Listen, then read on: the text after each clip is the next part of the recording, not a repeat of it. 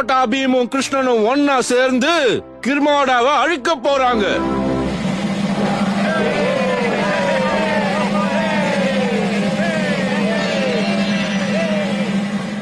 ராஜாவும் இல்லை, ராணியும் இல்லை. கேளுங்க கேளுங்க எங்கள் கதையினை. தர்மம் எப்பொழுதும் வென்றுவிடும், அதர்மம் எப்பொழுதும் அழிந்துவிடும்.